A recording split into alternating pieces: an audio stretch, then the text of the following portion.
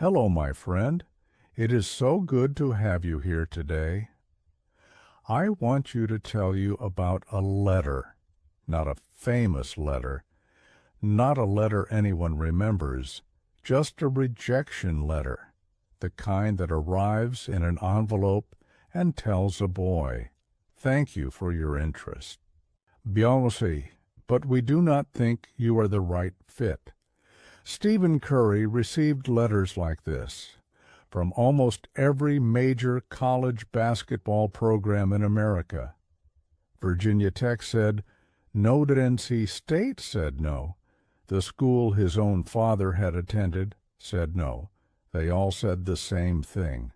Too small, too skinny, not athletic enough, not good enough. And that boy, that too small, too skinny, not good enough boy, went on to win 4 NBA championships. He won the MVP award twice. He changed the way basketball is played forever, and he did it all. With the same wrist, the same shot, the same range that every major college in America decided was not worth their time.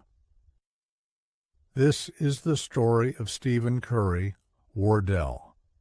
Stephen Curry II was born on March 14, 1988, in Charlotte, North Carolina. His father was Del Curry. Del Curry was an NBA player for 16 seasons. He spent most of his career with the Charlotte Hornets. He was one of the best three-point shooters in the league. Stephen grew up in NBA locker rooms. He grew up around professional athletes. He grew up watching his father play from the stands. You would think that gave him every advantage. You would think a boy raised in the NBA would have every door open. But Stephen Curry spent most of his childhood being told that he was the wrong size. He was small. He was thin. He had a boyish face that made him look younger than his age. Standing next to his father's teammates, he looked like someone's little brother who had wandered into the wrong room. He learned basketball by watching, by copying, by practicing alone in empty gyms. Long after his father's practices had ended, he developed a shooting form that was unusual. He released the ball from very high, faster than most players. With a flick of the wrist that was almost too quick to see, it was not textbook. But it worked every single time. At Charlotte Christian School in North Carolina, Stephen was the best player on the team, but the basketball world outside his school did not care. When college recruiters came to evaluate him, they saw a small, skinny boy with a funny shooting form. They did not see what was coming. Virginia Tech saw him play. They said no. At NC State saw him play. They said no. His father, Del, had played at Virginia Tech. The school knew the Curry family. They watched Stephen.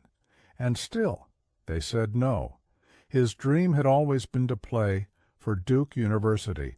Duke did not even watch him play. They never called. They never sent a letter. They simply never looked. Stephen Curry sat in his bedroom in Charlotte, looking at rejection after rejection, and he made a decision. He would go to Davidson College. Davidson was a small liberal arts school outside Charlotte. Its enrollment was about 1,150 students. Its basketball team had never been to the Elite Eight of the NCAA tournament. Nobody outside North Carolina had heard of it, and that is exactly where Stephen Curry went. What happened at Davidson changed everything. In his very first season, Stephen Curry averaged 21 points per game. The basketball world started to pay attention, but it was his sophomore year that made the whole country stop and stare. The 2008 NCAA Tournament, March Madness, Davidson College. A tiny school with 1,850 students against the powerhouse programs of college basketball. In the first round, Davidson beat Gonzaga. In the second round, they beat Georgetown. In the third round, they beat Wisconsin, and Stephen Curry was doing something nobody had seen before. He was shooting from distances that professional players do not attempt, some feet from the basket. 1 to feet, first feet, the ball going in every time. Defenders could not guard him at that range. Nobody had ever prepared for someone shooting from that far. The whole country was watching this small boy from a school nobody knew, making shots that nobody believed were possible. In the Elite Eight, Davidson faced Kansas. Kansas was one of the most powerful programs in the country. Davidson lost by 2 points. Stephen Curry scored 25 points. He had carried a school of 1,750 students further than they had ever been in their history, and the basketball world had finally seen what every college recruiter had missed. In 2009, Stephen Curry entered the NBA draft. The Golden State Warriors selected him 7th overall. He arrived in Golden State as a lottery pick. But still, the doubts followed him. He was too small for the NBA. His handle was not tight enough. His defense was questionable. The same words, different city. Same verdict, not good enough. And then something happened that almost ended the story. In 2011, Stephen Curry's right ankle collapsed. He underwent surgery. He came back in 2012. The same ankle, not surgery again. He missed 40 games. The Warriors were considering trading him. Multiple teams passed on him in trade discussions because of the ankle. The body that had been told it was too small was now threatening to break entirely. But Stephen Curry worked. He worked on his body. He worked on his conditioning. He worked on his shooting. Not just the distance, but the speed. He practiced releasing the ball faster than any defender could react. He practiced off the dribble. He practiced from half court.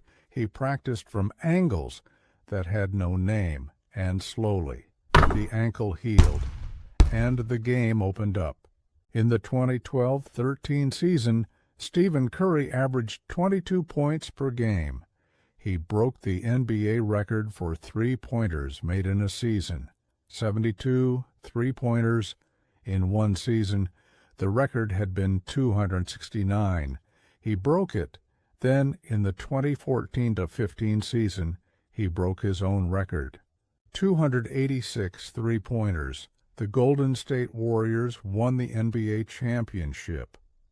Stephen Curry was named the NBA's most valuable player, the boy that Virginia Tech said no to, the boy that NC State said no to, the boy that his own father's college said no to. Was the best basketball player on the planet, but he was not finished in the 2015-16 season. Stephen Curry did something that had never been done before. He was named MVP unanimously. Every single voter, every single ballot, Stephen Curry. The first unanimous MVP in NBA history. That same season, he broke his own record again. 2 three-pointers in one season, the number that had been 286 the year before. The number that had been considered impossible was now shattered. He was not just changing his own career, he was changing the entire sport. Teams across the NBA began to build around the three-pointer. Players who had never shot from deep began to extend their range. College players began practicing from 25 feet. High school players began practicing from 25 feet because Stephen Curry had shown the world that the shot was not too far. The world had been thinking too small. Then came the one night that almost rewrote the story in the wrong direction. The 2016 NBA Finals, Golden State Warriors against the Cleveland Cavaliers. The Warriors won the first 3 games. They were one win from a second consecutive championship, and then Cleveland came back. They won Game 4. They won Game 5. They won Game 6. The series was tied. Game 7. Cleveland won. Stephen Curry sat in the locker room after Game 7. He had missed shot after shot in the fourth quarter. He had not been himself. Wins in the regular season and no championship. He did not speak to the media for a long time. He sat alone, and he thought about what came next. What came next was 2017. The Golden State Warriors won the championship. Stephen Curry had his second ring, 2018, a third ring, 2022, a fourth ring, and in 2022, Stephen Curry won his first Finals MVP award, the award that had somehow escaped him despite 3 previous championships. When the trophy was handed to him, he held it against his chest. He looked up, and he cried, because he remembered every letter, every no, every rejection, every ankle surgery, every moment he had been told, "You are not enough." And he had answered every single one of them with a shot from 30 feet away. My friend, I want you to think about something tonight. Every college in America watched Stephen Curry play. They watched the same boy. They saw the same shooting form.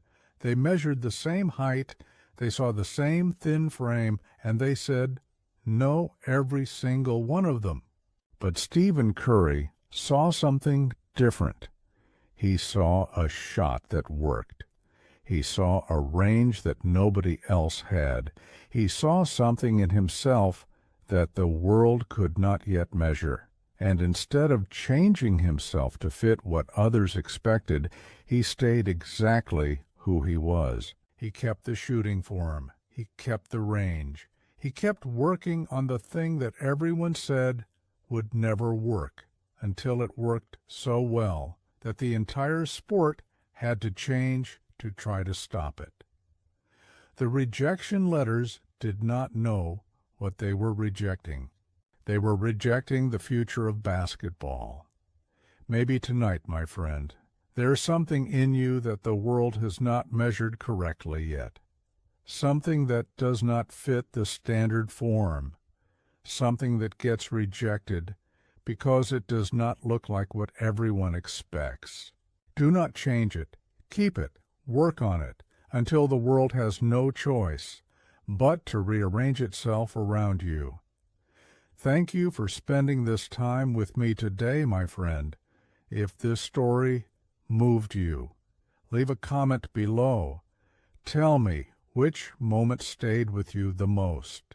Was it the rejection letters, the shot from 30 feet, or the man who cried holding the Finals MVP trophy after all those years? I read every single word you write. Until next time. Take care of yourself, and when the night falls, come back.